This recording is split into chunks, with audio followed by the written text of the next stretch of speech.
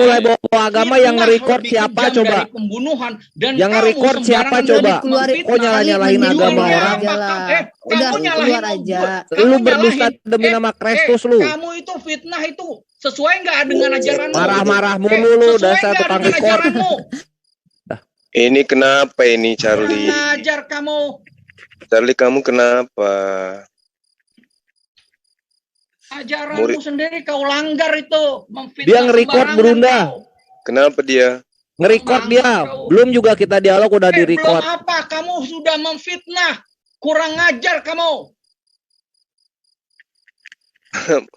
Jangan difitnah kawan kita lah. Maksudnya jangan difitnah. Kalau memang record ya ngaku aja. Kalau dia record ya nggak usah dibilang enggak.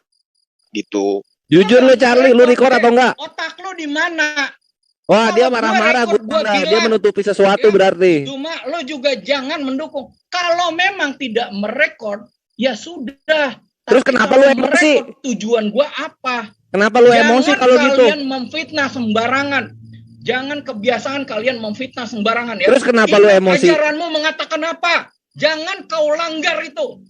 Terus kenapa lu emosi? Lu otak lu di mana? Otak lu di pantat. Berarti lu nge-record. Iya, gua nge-record untuk apa? Tuh kan ngaku dia. Udahlah waiting room aja lah. Nge-record nih. Ya nggak apa-apa kalau dia merekam tidak ada masalah, silakan aja. Kamu rekam saya nyanyi. Nah, ayo kita nyanyi, Gurunda, kita nyanyi. Kamu nggak tahu ya, debater muslim suaranya merdu-merdu ya kalau nyanyi. Oh, jangan dibilang kalau saya masuk ke gereja nyanyi terbongkar semua itu kursi-kursi. Sampah kalian semua. Nggak ada isinya. Kok saya dibilang sampah gimana? Salah saya apa? Astagfirullahaladzim, dia anak. Ngeri banget tuh omongannya. Iya kan, maksud saya ngomong gitu. Yesus itu masuk ke rumah ibadahnya nggak ada kursi gitu. Gimana sih kok larinya? Iya, Yesus itu karena ingin menebus kalian, makanya dia itu terkutuk. Dia tidak ada terkutuk dikatakan di situ, makanya dengarin ya, saya bacakan ayatnya. Dengarin ya, saya kasih waktu. Kristus telah menebus kita dari kutuk. Dia penebus loh, bukan yang bagian terkutuk. Iya, dia terkutuk karena menebus Kristen gitu loh. Oh tidak, jangan kau pelintir. Tadi kan kau tunjukkan ayat. Saya baca dengan baik-baik. Ya, kau pelintir cuma. Kristus telah menebus kita. Atu-atu, ntar dulu. Kristus telah menebus kita dari kutuk hukum Taurat dengan jalan menjadi kutuk karena kita. Sebab ada tertulis, terkutuklah orang yang digantung pada kayu salib. Siapa yang orang yang dimaksud di sini? Ya manusia. Siapa yang manusia? Ya penebus. Dialah yang menebus dari kutuk. Tidak mungkin orang penebus dari kutuk menjadi terkutuk. Yang disalib siapa sih? Apa sih ini orang? Betul, makanya pahami di situ kan saya katakan Yesus itu bukan hanya sekedar manusia, itu harus kau pahami dulu. Tapi manusia kan? Tapi manusia kan? Tapi yang manusia, jelas kan? Pawang hujan Uniripa, pawang hujan. Nggak lucu lu, segar-segar lu nggak lucu. Yang jelas budaya Indonesia nggak budaya Arab sekarang. Nggak ada hubungannya kamu segar-segar nggak lucu kamu. Jangan nggak usah dilayani dulu lah. Jadi kan sangat jelas dulu. Kalau kita yang terkutuk di situ siapa? Yang terkutuk siapa? Yang terkutuk di sini orang. Siapa orangnya? Manusia. Kalau iya, siapa manusianya? Lupa ada itu di kiri di kanannya kan ada itu yang disalib itu. Jadi bukan Yesus. Loh, kalau Yesus kan sudah bilang dia penebusnya. Bagaimana mungkin dia kau tuduh terkutuk sementara dialah penebus? Yang tuduh bukan saya, Hale. Yang tuduh itu Paulus, pendiri agama kamu. Loh bukan, nggak ada soal Paulus di sini. Kita kan bicara ayat yang kau tunjuk. Ya kan? Iya. Pahami. Di sini sangat jelas kita lihat faktanya aja. Faktanya di situ kan ada 3. Nah di situ siapa aja kan gitu enak. Iya. Iya jelas. Terkutuklah orang. Lah Yesus kan bukan sekedar orang. Nenek Mukiper.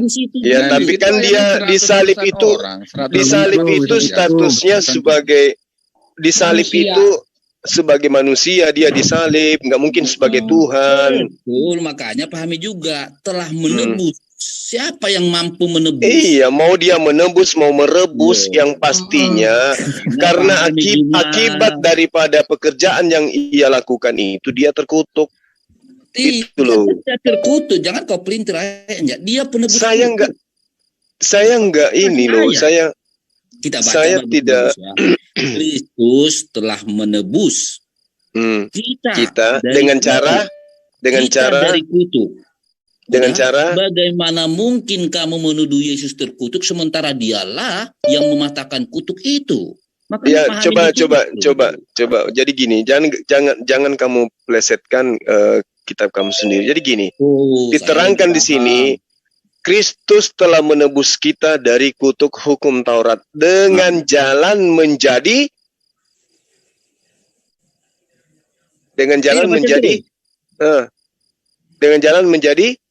terus. Lah kamu lah yang teruskan, jangan saya. Nanti kamu bilang saya menjadi. Dengar ya, dengan jalan. Saya ulangin lagi, kau paham nggak? Semoga kau paham. Dengan jalan menjadi kutuk karena kita atau orang itu. Orang itulah yang terkutuk tadi kan orang. Siapa itu orang? Loh, kaulah salah satunya. Tuh baca tuh ulangan 21 22 tuh ya. Aku bacain buat kamu. Apabila seseorang berbuat dosa yang sepadan dengan hukuman mati, lalu ia dihukum mati. Kemudian kau gantung dia pada sebuah tiang, maka janganlah mayatnya dibiarkan semalam-malaman pada tiang itu, tetapi haruslah engkau menguburkan dia pada hari itu juga, sebab seorang yang digantung terkutuk oleh Allah. Janganlah engkau menajiskan tanah yang diberikan Tuhan olehmu kepadamu menjadi milik pusakamu. Nah, satu ya. Kenapa kalau kamu mau membantah bahwa Yesus itu terkutuk, maka harusnya Yesus tidak disalibkan oleh Tuhan sendiri. Nah, kamu tahu nggak sih Yesus itu mayatnya itu nggak dibiarkan sampai besok paginya karena hari Sabat. Jadi cepat-cepat dia diturunkan. Nah, ini merujuk kepada siapa? Kepada Yesus. Kalau kamu mau bilang dia menebus kutuk, faktanya dia mati di tiang salib. Justru kalian yang telah mengutuk Yesus, bukan kami umat Islam. Haleluya. Biar saya jawab. Ya, makanya dengar baik. Kristus telah menebus kita. Dialah penebus, oke? Dan bukti kalau Yesus itu penebus dan bukti kalau Yesus itu maha kuasa. Dia bangkit dan dia naik ke surga. Dan segala mukjizat banyak dia pertontonkan pada masa itu. Jadi, ini yang menjadi masalah. Yang disalib itu orang terkutuk gitu. Dengarin dulu juga. Jadi, bagaimana mungkin si penebus kutuk kau tuduh menjadi terkutuk? Sama itu seperti gini. Ini bukan dengan dulu. Saya kasih analisa, saya kasih contoh, oke? Ibarat kau sakit, ya toh? Ibarat kau disakit. Saya kasih obat sama kau. Apakah obat itu jadi penyakit buatmu? Hanya karena obat itu mampu menyembuhkan penyakitmu. Gunakan dong akalnya. Masalahnya obat yang kau kasih ke saya itu harus menjadi bakteri untuk menghapuskan bakteri. Lah, ini dalilmu jelaskan di sini. Kristus telah menebus kita dari kutuk hukum Taurat. Jadi hukum Taurat itu satu. Kesalahan pertama yang dilakukan agamamu adalah menganggap hukum Taurat itu sebagai kutuk. Itu satu. Kesalahan kedua, menganggap orang suci Yesus itu juga sebagai kutuk. Karena kesalahan yang ketiga, ada tertulis. Lagi-lagi dinobatkan Yesus itu kepada siapa? Kepada penjahat yang tertuang di dalam Ulangan 21 nomor 22 tadi. Jadi kesalahan demi kesalahan, hujatan demi hujatan dilimpahkan kepada Yesus dan ajarannya dari kalian gitu. Demi untuk mengukuhkan keegoan kalian untuk bebas dari aturan Tuhan. Maka Yesus kalian jadikan tumbal. Saya ulang sekali lagi ya. Dari ayat yang kau kasih, tetap saya itu fokus itu, dengar. Kristus telah menebus kita dari kutuk, oke? Lalu dengan menjadi ada tertulis, terkutuklah orang yang digantung pada kayu salib, oke? Siapa yang tergantung ini di kayu salib? Orang-orang yang terkutuk, artinya orang-orang yang berdosa pada zaman itu. Hukumnya adalah simbolnya Yesus menebus dosa kalian bukan? Dan Kristus telah menebus Maka saya bilang tadi analogi saya kasih sama kamu. Ketika kamu sakit, terus saya kasih kamu obat. Apakah obat saya ini kamu tuduh menjadi penyakit sementara obat saya menyembuhkan kamu? Analogi kamu jangan dong. Analoginya aneh banget ya. Enggak, masalahnya gini loh. Bukan tak masuk akal, akalmu yang nggak mampu menerima. Sedikit bang Luma sebelum abang ke Halu. Jadi gini Halu, aku jadi mikir deh ya, kadang-kadang aneh juga ya dengan Yesus dengan Paulus yang kok saling main kutuk ya. Mohon maaf ya, ini ada faktanya. Yesus itu mengutuk orang Farisi. Kalau kamu bisa lihat ya, banyak sekali pengutukan Yesus terhadap orang Farisi di Matius 23:27. Celakalah kamu hai ahli Taurat dan orang-orang Farisi. Satu itu, padahal Paulus itu masih hidup di zaman itu. Nah, tiba-tiba ketika Yesus mengutuki orang Farisi yang notabene-nya juga Paulus adalah orang Farisi, Paulus nggak mau kalah loh, dia ngutuk Yesus juga. Contohnya itu di Galatia itu kan, Galatia 3:13 itu. Bukan cuma itu sebenarnya pengutukan Paulus terhadap Yesus. Kamu baca di 1 Korintus deh. 1 Korintus pasal ke-11 ayat 14. Bukankah alam sendiri menyatakan kepadamu bahwa adalah kehinaan bagi laki-laki jika ia berambut panjang? Nah, kalian menggambarkan Yesus dengan sosok rambut panjang. Jadi mohon maaf nih, seolah-olah Yesus ngutuk Paulus ngutukin Yesus, main kutukan orang itu. Bantah deh apa halnya. Jadi gini ya, kalau kamu bicara kutuk ya, seolah-olah di sana ada kemarahan. Kamu udah baca nggak Al-Quran kamu? Berapa kali Allah selalu bicara melaknat, mengajab? Nggak masalah, karena yang dilaknat yang dilaknat pun orang-orang yang pantas dilaknat. Kalau ini kan Yesus mengutuki Paulus mengutuki Yesus, emang boleh gitu? Dengar dulu Ripa. Rasul dengan Tuhan saling mengutuk gitu. Dengar dulu. Itu kan pembelaan kamu atas iman kamu, artinya. Bukan, aku nanya, boleh nggak Rasul dengan Tuhan saling mengutuki gitu? Saya suka itu ngomong 1, 2, 2. Ya, lanjut. Artinya aku lagi baik hari ini. Artinya, apapun yang kau sampaikan, itu wajar-wajar saja sebagai pembelaan imanmu. Dan alasan-alasan akan timbul. Oke? Sama seperti saya. Makanya saya bilang, kalau bicara fatok tentang kutuk atau kemarahan, apa bedanya dengan ayatmu yang selalu bicara diajak dilaknat? Gitu loh. Mau melintir lagi Guru Dadi. Gak apa-apa, kita tahu itu kok, tenang aja. Kita tahu nanti. Emangnya, lanjut. Sampaikan poinmu cepat. Kita nggak mau dengar khotbahmu, kita diskusi. Sama, saya juga nggak mau dengar ceramahmu. Artinya begini, kamu tadi kan bicara dikutuk lah, kamu sendiri lupa. Allah kau tukang melaknat, tukang mengajak, melaknat, mengajak.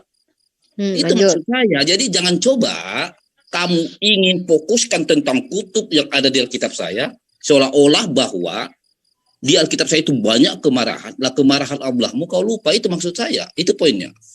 Oke, sudah. Ya? Sebelum Bang Zuma, aku sedikit nanti Bang Zuma, aku cuma sedikit aja. Gini, kamu bilang tadi Tuhan saya mengutuk. Ingat ya, Tuhannya Bani Israel bukan Tuhan kamu ya. Itu juga banyak sekali melaknat. Bahkan ada di Yesaya 57 itu Bani Israel itu ini dikatakan tidak ada yang ada hanya kelaliman dan keonaran, itu sebuah kutukan. Nah, kemudian kalau kamu bilang bahkan Tuhannya Bani Israel membunuh loh, bukan cuma mengutuk, membunuh Sodom dan Gomora sama orang-orang Amalek dan membunuh orang di zaman Nuh. Bukan cuma mengutuk ya, bahkan dia membunuh. Nah, kalau kita bicara tentang mengutuknya Tuhan Bani Israel adalah Tuhan yang semesta alam yang sejati, maka itu hal yang wajar karena yang dikutuk adalah orang-orang yang memang bermaksiat. Yang herannya di dalam perjanjian baru itu Tuhan kamu yang bernama Yesus itu mengutuk Paulus yang dipilih dia dari dalam kandungan menjadi rasul. Sementara rasul kamu yang aku ketemu Yesus di Damsik di padang gurun itu mengutuki sosok Tuhanmu digantung di tiang salib satu dan mengatakan terkutuklah orang suatu kehinaan orang berambut panjang. Di sini apa kamu mau mengatakan hal yang biasa? Kalau antara Tuhan dengan Rasul saling mengutuki. Kalau Tuhannya Bani Israel dengan Tuhannya kami umat Islam memang bahkan murka pun pernah. Bahkan kalau kamu lihat di Nahum 1 ayat 2, Tuhan itu penuh dendam. Tuhan kamu loh ya. Bukan Tuhan kamu deng, Tuhan Bani Israel. Sorry, Tuhan kamu Yesus. Nah jadi Tuhannya Bani Israel itu memang begitu. Esensinya sama dengan Tuhan umat Islam, marah kepada yang berhak mendapatkan amarahnya gitu. Tuhan kamu aneh loh. Dia pilih Paulus dari dalam kandungan tapi mengutuki Paulus yaitu orang Farisi dan Saduki. Ahli Taurat, gitu. Aneh kan Tuhan kamu sama Paulus sama Rasul kamu saling mengutuki, gitu loh. Oh, gitu ya. Jadi gini, kamu dari tadi, saya akan selalu ikutin ya, cara kamu berpikir. Tadi masalah kutuk, sekarang masalah aneh. Kamu tahu nggak, yang lebih aneh itu, ya, ketika Allahmu tidak boleh berbuat apa-apa. Sampai detik ini, coba kamu tunjukkan sama saya, Apa yang bisa diciptakan oleh Allahmu? Sementara di ayat sucimu, di Al-Quranmu, justru si Isa yang lebih hebat saya lihat. Coba saya tantang dulu kalian, tunjukkan apa yang Kamu sudah udah lari, udah sama dengerin Bang dulu, aja. bukan. Kamu Kamu nggak tadi kan bicara fokus. aneh. Di sini ketika saya berbicara kamu bantah pas waktu saya. Di sini menunjukkan kami itu udah kelojotan. Nggak apa-apa. Jadi harus santai. Maksud saya begini loh. Kamu kan bicara santai. aneh. Coba tunjukkan sama saya dulu. Allah SWT itu di mana atau apa yang sudah mampu dia ciptakan. Coba silakan. Ya Isa itu bodoh. Kamu siapa yang nyiptain? Nenekmu kiper. Itu aja nggak usah jauh-jauh. Jadi gini. Dengarin, kamu bicara Isa, oke? Kalau bicara Isa, bro, 600 sebelum Allah SWT digaungkan oleh Nabi Muhammad. Isa itu sudah ada. Jangan asumsi bahwa dalilnya. Jadi begini, ketika umat Islam mengatakan kepada teman-teman Kristen, kalian ngapain sih pakai nama Allah, pada ngebelain itu para orang-orang yang dianggap pintar. Bukannya umat Islam duluan yang pegang nama Allah, kami udah duluan. Dan sekarang ketika kamu ngomong tentang Allah, kamu bilang Allah itu baru digaungkan. Aduh, kadang-kadang malu-maluin kalian itu semuanya. Serba salah. Kayaknya Bang Luma lanjut deh, si Hali udah lari dari topik tentang kutuk-mengutuk, Bang. Lanjut, Bang. Aku males dengan orang ini, lari-lari dia. Ya, jadi kamu jadi begini. Sebentar dulu. Begini dulu. Silakan. Kamu kan bicara Allah. Justru karena itu, kalau Allah yang kami kenal, bahkan yang dikenal orang Yahudi, bahkan yang dikenal oleh orang-orang Israel, Allah itu punya kuasa. Makanya saya bilang sama itu, ibarat Juma. Di daerah dia, mungkin enggak Juma sendiri yang bernama Juma. Jadi, yang saya pertanyakan di situ sebenarnya, Allah yang mana ini? Kenapa dia enggak bisa berbuat apa-apa? Itu loh. Ayo silakan. Jadi gini, baik. Tadi tema terkutuk udah ya. Artinya bahwa itu betul dalilnya di dalam kitabmu ada. Nah sekarang membahas tentang Allah. Al-Quran menerangkan begini. Auzubillahi minasyaitonirrajim. Bismillahirrahmanirrahim. Badi'us samawati wal ar. Dialah pencipta langit dan bumi. Nah lalu kemudian diterangkan di dalam Al-Quran surah Al-An'am ayat 102. Dzalikumullahu rabbukum la ilaha illa huwa khaliqul kulli syai' fa'budu wa huwa ala kulli syai'in wakil. Artinya gini. Demikianlah Allah Tuhan kamu. Tidak ada Tuhan selain Dia, pencipta segala sesuatu. Maka sembahlah Dia dan Dialah pemelihara segala sesuatu. Kalau kemudian Allah datang kepada baginda Rasulullah Muhammad sallallahu alaihi wasallam lalu kemudian dikatakan Tuhanmu kan baru di abad ke-6, itu karena Dia menyatakan diri kepada orang yang lahir pada abad ke-6. Sebelum manusia di atas muka bumi ini ada, Allah kami sudah menyatakan diri kepada Adam ketika Adam ini masih ada di surga, di jannah. Kenapa nggak dilihat itu? Kenapa kemudian nanti Rasulullah Muhammad Sallallahu Alaihi Wasallam itu yang dilihat? Padahal kan datanya sudah sangat jelas. Dia menerangkan siapa dirinya. Badi'us samawati wal ar. Dia adalah pencipta langit dan bumi. Berarti sembahannya kami adalah sembahan yang diimani oleh Bani Israel, pencipta langit dan bumi. Nah, datanya ada enggak di dalam pemahaman Bani Israel bahwa kami menyembah satu Tuhan yang sama? Ada. Kejadian 17 nomor 7 itu. Aku berjanji, aku mengangkat perjanjian, aku akan menjadi Tuhanmu, wahai Abraham, Tuhan anak-anakmu dan keturunanmu. Mereka akan menjadikan aku sebagai sembahan mereka. Kata siapa? Kata Tuhannya Abraham.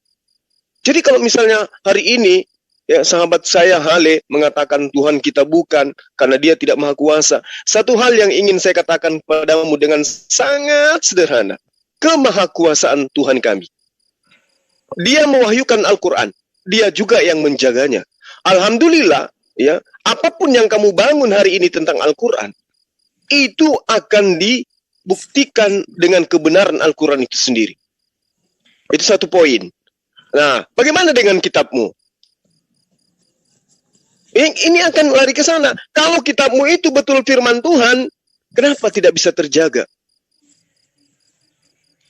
Nah, kalau di Al-Quran tentang Allah, wallahu khalaqa kulla dabba mimma Jadi dia menciptakan menciptakan semua jenis hewan dari air, ya.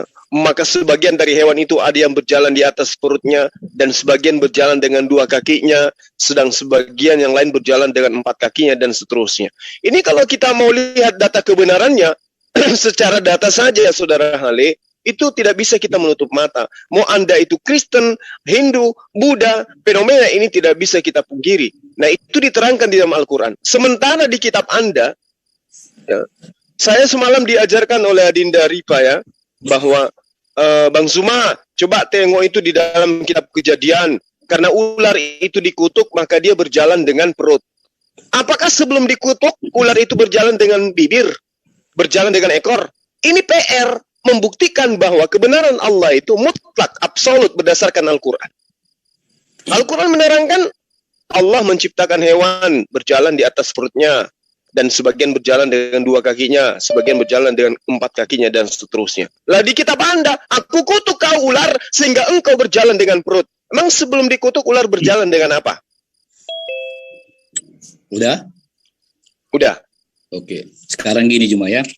Kamu tadi mengatakan ya bahwa kekuasaan Allahmu menciptakan langit dan bumi. Artinya, dan kau sudah mengakui itu abad ke-6, bahwa Nabi Muhammad menggaungkan nama Allah SWT itu. Oke? Kalaulah Allah SWT-mu menciptakan langit dan bumi, terus maksud kamu sebelum abad 6 emangnya bumi ini belum diciptakan? Artinya kamu itu ya selalu hanya membuat hayalan gitu loh. Kecuali ketika datangnya Allah, memang di situ dia berkata, di situ dia berkata, aku ciptakan langit dan bumi. Bagaimana mungkin kamu mengatakan Allahmu menciptakan langit dan bumi, sementara langit dan bumi sudah ada sebelum itu dikatakan oleh Allahmu? Artinya, kalau bisa saya buruk sangka, itu hanya mengulang dari Alkitab yang orang lain. Oke? Yang kedua, yang kedua dengan baik-baik ya. Iya. Kamu mengatakan bahwa Kristen tidak mampu menjaga ayat Alkitab. Oke? Pertanyaan saya, berapa sih sebenarnya jumlah ayat Al-Quran? Oke? Berapa jumlah ayat Al-Quran yang sebenarnya dan berapa sekarang jumlah ayat? Diam dulu, inilah saya bilang tadi. Ini Bang Zuma lagi itu suaranya serak, batuk, minum dulu. Artinya, berapa jumlah ayat Al-Quranmu dan berapa sebenarnya ayat Al-Quran yang di depan kamu itu? Coba kalian jujur. Oke, yang kedua, kamu mengatakan begini, yang ketiga. Sejak kapan emangnya ular jalan pakai bibirnya? Ya toh? Sama itu kalau saya bilang, sejak kapan ada anjing punya tangan di ayat Al-Quran? Masa anjing punya tangan? Coba, makanya saya bilang, kayaknya kamu mau saya tekankan di sini gini loh. Jangan maling teriak maling. Ini akan menggampar dirimu sendiri, gitu loh maksud saya. Jadi kamu ngaku maling, maksudnya. Kapan anjing punya tangan? Itu ada di ayat Al-Quran. Nanti saya tunjuk kalau kau minta. Oke? Tadi ngaku sampah. Iya, oke Dinda, ini giliran saya. Siap. Tolong dijawab Juma nanti ya, berapa ayat Al-Quran? Iya, diem, itu dijawab sama Bang Zuma. Oke. Iya. Jadi Anda semakin hebat sekarang. Alhamdulillah. Jadi gini, Al-Quran menerangkan bahwa Tuhan pencipta langit dan bumi adalah Allah. Awalaysal ladzi khalaqas samawati wal ard biqadirin ala ay yakhluqa mithlahum bala wa huwal khallaqul alim. Dan tidaklah Allah yang menciptakan langit dan bumi itu berkuasa menciptakan yang serupa dengan itu. Benar, dia berkuasa. Dijawab sendiri oleh Allah. Ya, biqadirin ala ayyakluka mithlahum. Dialah yang menciptakan, dialah yang berkuasa, dan dialah yang maha pencipta lagi maha mengetahui. Bala wa huwal khallaqul alim. Lalu kemudian Al-Quran juga menerangkan dalam ayat Az-Zumar ayat 62, Allahu khaliqul kulli syai' wa huwa ala kulli syai'in wakil. Allah menciptakan segala sesuatu dan dia memelihara segala sesuatu. Jadi kalau kemudian Allah kembali menyampaikan kepada baginda Rasulullah Muhammad SAW bahwa dia adalah pencipta langit dan bumi, ya bukan berarti pada masa itu dia menciptakan. Dia sudah mengatakan kepada seluruh para nabi, akulah pencipta langit dan bumi. Tiada Tuhan selain aku. Yesaya 40:26, Yesaya 40:28 dan seterusnya. Yeremia 10 nomor 11, Yeremia 32 nomor 17. Dialah Allah, pencipta langit dan bumi. Akulah Allah, pencipta langit dan bumi. Yesus tidak pernah mengaku sebagai pencipta. Tuhannya Bani Israel ngaku sebagai pencipta langit dan bumi. Tuhannya umat Islam ngaku sebagai pencipta langit dan bumi. Yesus Tuhannya Kristen ciptaan, makanya nggak pernah ngaku sebagai pencipta. Nah, lalu kemudian terkait dengan Tuhan di dalam ajaran Islam itu sudah nyata dikatakan sesuai dengan data yang saya katakan tadi, bahwa Allah pencipta langit dan bumi. Dia yang menciptakan segala sesuatu. Hal ini kembali diterangkan oleh Allah kepada baginda Rasulullah Muhammad sallallahu alaihi wasallam. Sekiranya masih ada nabi setelah beliau, maka Allah pun akan menerangkan itu. Bahwa Allahu khaliqu kulli syai'. Dialah Allah pencipta segala sesuatu. Di dalam Al-Qur'an Al-Mu'min dijelaskan juga, "Dzalikumullahu rabbukum khaliqu kulli syai', la ilaha illa huwa fa'anna tu'fakun." Tidak ada Tuhan selain Dia, maka bagaimanakah kamu dapat dipalingkan dari pemahaman bahwa Dialah Tuhan? Nah, sementara ketika Islam menerangkan bahwa Tuhannya para nabi yang datang kepada Bani Israel adalah Allah, satu-satunya pencipta langit dan bumi, Kristen sibuk melakukan pengutukan kepada utusannya, yang kemudian disembah juga kembali. Seperti data yang saya terangkan tadi. Ya. Jadi ketika Anda mengatakan Allah Tuhan kami itu tidak maha pencipta, data-datanya ada diterangkan di dalam Al-Quran banyak sekali. Ya. Jadi kalau misalnya Anda mengatakan, Tuhanmu itu pencipta, gimana loh orang dia juga baru dikatakan seperti itu kok. Faktanya Allah menyatakan dirinya Dialah maha pencipta lagi maha menjaga ciptaan. Nah, terkait dengan ayat suci Al-Quran, ada berapa ayat ya, di dalam Al-Quranul Karim?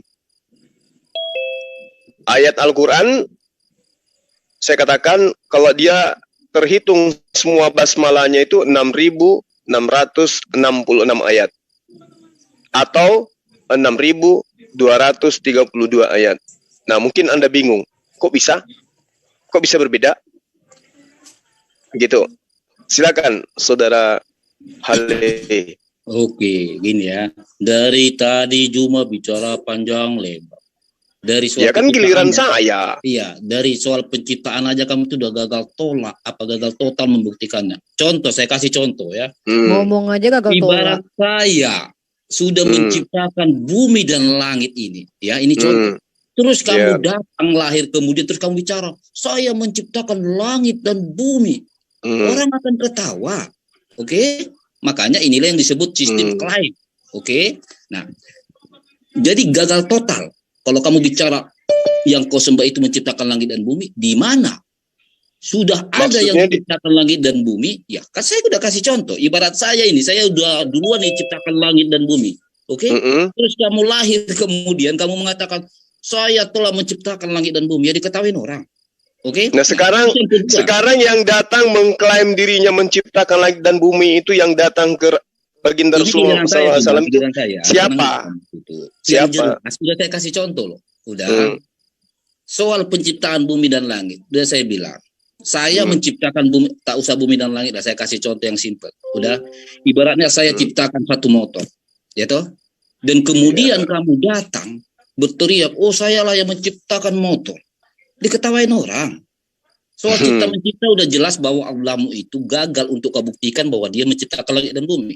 Oke, sekarang yang kedua, poin yang kedua yang kau suarakan itu. Masalah ayat, kita dengar baik-baik.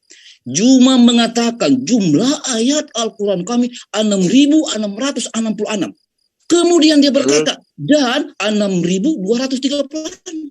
Ini standar ganda. Ini tidak ada kepastian yang kau tunjukkan sama kami. Yang mana yang benar?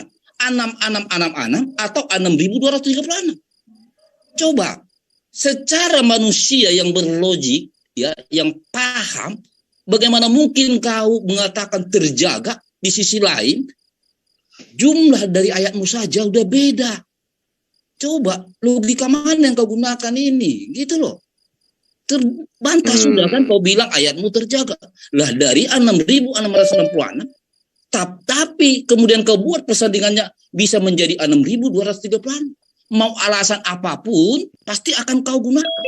Tetapi orang sudah mengerti, gagal sudah pernyataanmu yang mengatakan bahwa ayat Al-Quranmu terjaga. Sebab apa? Sebab kamu sendiri sudah menunjukkan ada 2 jumlah yang berbeda. Silakan Juma. Oke, baik.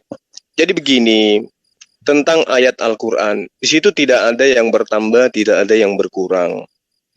Ya, penghitungan ayat Al-Quran itu didasarkan dari bacaan Rasulullah Muhammad SAW yang didengar oleh para sahabat Nabi.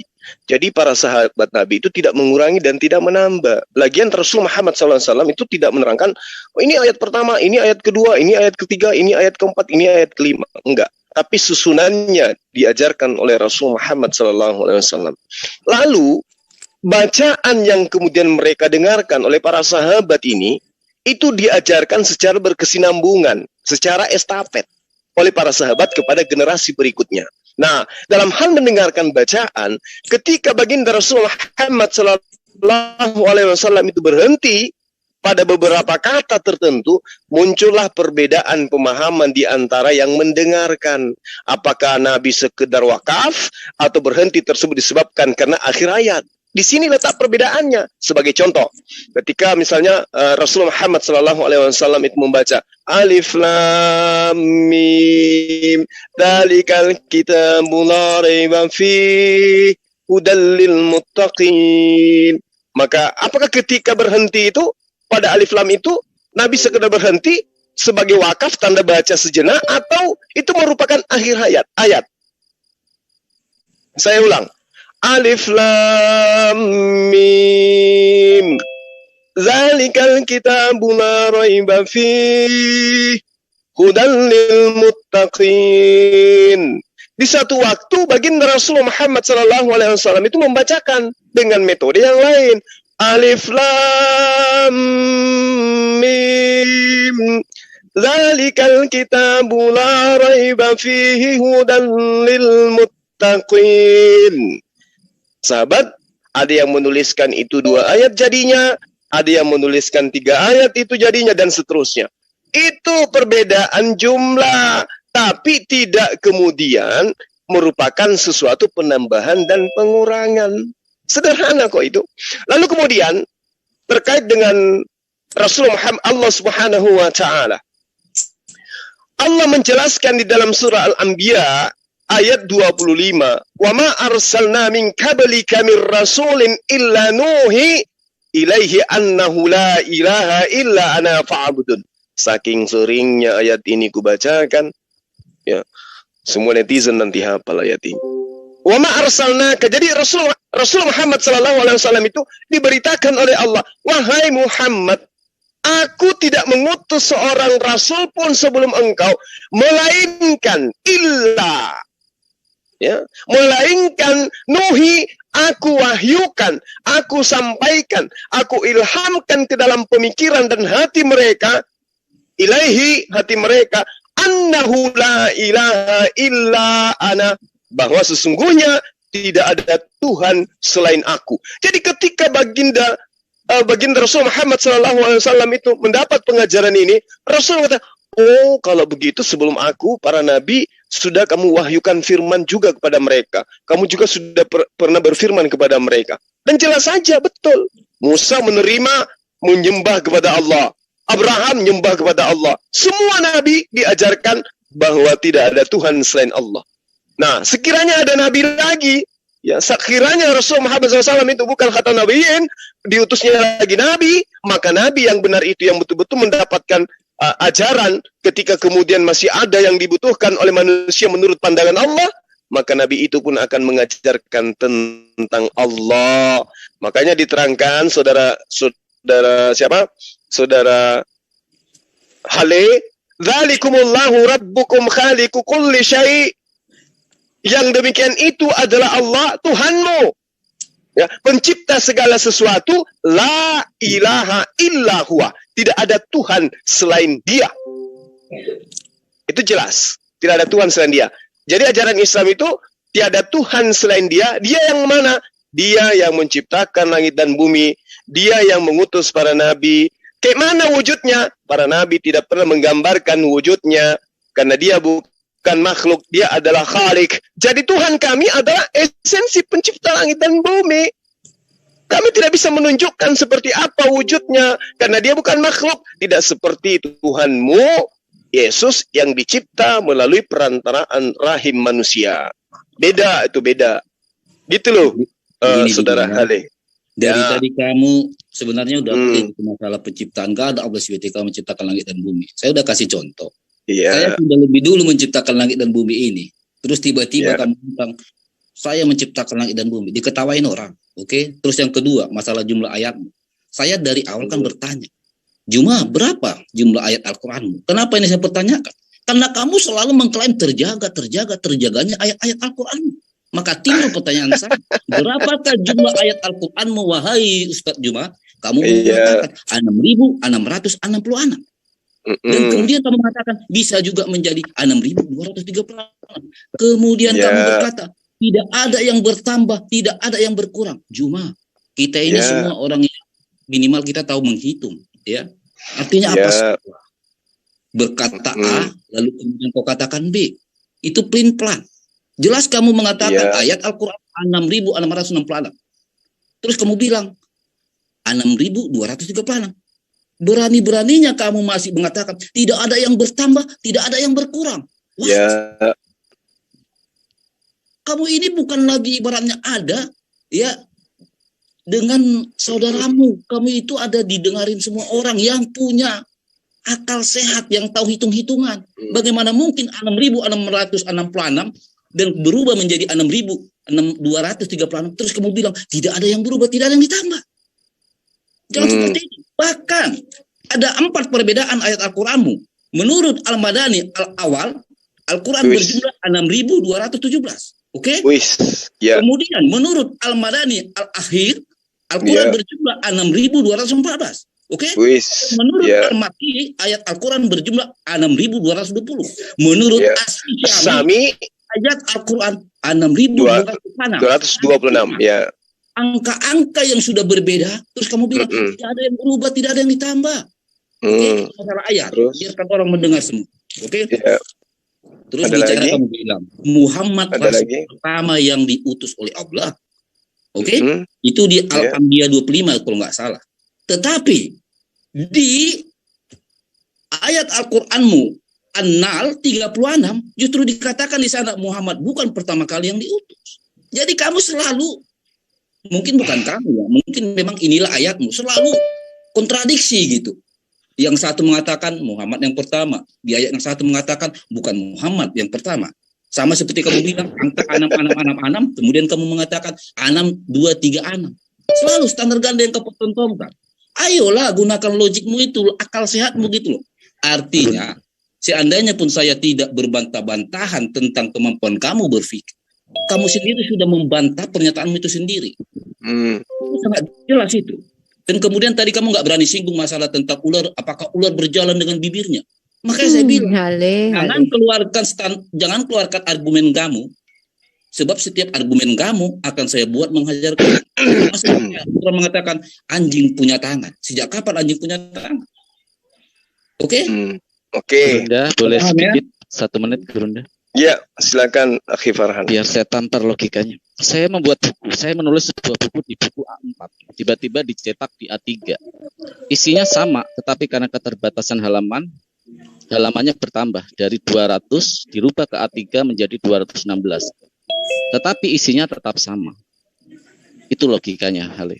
Ya, seperti yang dibacakan oleh Gurunda tadi, alif lam mim, ada yang ditulis sudah satu ayat. Tapi ada alif lam mim dzalikal kitabul la raiba fihi hudal lil muttaqin, baru satu ayat. Kalau kamu benar-benar pintar, tunjukkan ke saya, tunjukkan ke seluruh muslim di seluruh dunia. Di dalam satu mushaf Al-Qur'an ada ayat yang ditambah. Jika emang numerik itu bertambah, berarti kandungan isinya bertambah, kalimatnya bertambah. Tunjukkan saya haleluya ya, dengan muncungmu itu, saya nggak mau nyebut bibir kamu, muncung kamu, tunjukkan buktinya dan saya murtad hari ini. Dan saya yakin seluruh muslim di Indonesia akan murtad jika ada perubahan dalam kalimat atau penambahan dalam kalimat. Silakan tunjukkan, jangan banyak muncung. Silakan. Kau buka Al-Baqarah 106. Ya, silakan, kau sampai berkata muncung-muncung, nampak kali kau sudah terguncang. Sampai silakan. Ada. Ya, silakan. Ada perbedaan di mushaf yang tertentu dengan jumlahnya. Pasti kau santai berbicara di situ. Nah, inilah sebentar lagi kalian pasti kick saya karena kalian kelojotan. Enggak. Biar logikanya. Hale. Jadi jangan memancing kalau kamu nggak mau. Enggak, tunjukin aja mana yang diminta. Muncung. Kau kira kamu itu siapa? Aduh, gitu. kamu juga bahasanya nggak lebih bagus kok, Hale. Nggak usah inilah. Sekarang buka Al-Baqarah 106. Coba. Itu udah dibuka, Lintar. Itu udah dibuka. Ini lagi yang kemarin dijelasin sama Gurunda, masih lu tanya lagi. Aduh. Silakan buka, dan ada mushaf yang lain yang berbeda. Ayat yang kami batalkan atau kami hilangkan dari ingatan, pasti kami ganti dengan yang lebih baik atau yang sebanding dengannya. Tidakkah kamu tahu bahwa Allah Maha Kuasa dengan atas segala sesuatu? Ini ayatnya ya, yang dikurangin, yang ditambahin ini. Mana? Coba tunjukkan yang dikurangin, yang ditambahin. Ada perbedaan ayat ini dengan mushaf. Aku gini loh, aku lebih percaya kata. Jangan muncung kamu buat dengan otak kepala kamu yang kamu tidak paham. Sekarang tunjukkan. Ini sengaja ini memancing bukan. Saya diskusi yang orang-orang yang unlogic, orang-orang yang unlogic, saya paling nggak suka. Ini si Farhan ini udah saya paham. Ayo Bang Farhan minum dulu, Bang Farhan. Bang Farhan minum dulu. Mau melawan Rudi Yohanes saja, kau mau melawan Rudi Yohanes saja, kau belajar dulu dari si Ripa. Saya tahu itu. Ya jadi kau nggak usah. Apaan Bang Farhan belajar sama gua? Perlu saya putar rekamannya? Apa perlu saya putar rekamannya? Berarti para Ivan Pilah, kita lihat cuma fitnah dan tidak ada bukti. Silakan. Mohon maaf Gurunda, silakan. Ya nggak apa-apa. Jangan mengganggu gitu lah. Lagian kita emang sering belajar kok. Emang kenapa sih kalau kita sering belajar? Aku sama Bang Juma belajar, Bang Farhan sama aku belajar. Aku juga gantian. Emang ada masalah apa? Emang kalian sendiri? Cuma ketika ada orang yang masih notabene itu untuk belajar, tapi muncungnya itu loh sampai nggak tahu etika, mengatakan muncung. Padahal saya dari kamu juga nggak lebih baik, Hale. Kamu pernah mengatain saya apa, Hale? Loh, itu dulu kau juga dulu pernah mengatain saya apa? Itu dulu. Sampai kau blokir saya, toh? Coba, kau blokir saya, Handi Selepes blokir saya, Kores blokir saya, karena apa? Karena kamu nggak bagus sifatnya, pagi-pagi kirim. Masa jam 2 kamu telepon? Emang saya homo, jam 2 kamu telepon. Bang Zuma itu adalah gambaran umat Islam sejati. Kalau kami enggak tahu. Saya kami tidak mau terlalu sabar menghadapi orang kayak kamu. Jangan karena kau itu terguncang, terus kau datang hanya merusak debat saya dengan Juma. Terus nanti kau kiklah saya kan? Bukan saya tidak suka dengan kalau Gurunda kami memang adalah panutan kami. Kalau saya nggak sabar kalau dengan itu panutan kamu, kenapa kamu nggak sebentar Hale, kenapa kau nggak ikut jejaknya si Juma? Sebentar Hale. Ya kami lagi belajar ikut jejak Bang Juma. Kenapa Hale, sebentar. Sekarang saya orangnya nggak suka jadi polemik. Saya nggak suka polemik. Yang sering saya katakan. Tunjukkan ayatnya yang berbeda.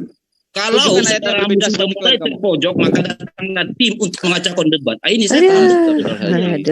Oke, Juma ya, lain waktu kita sambung. Tunggu dulu, sabar. Lanjut dulu.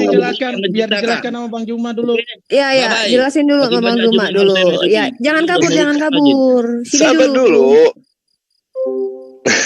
Halu. Aduh, kabur. Kalau udah terpojok kabur.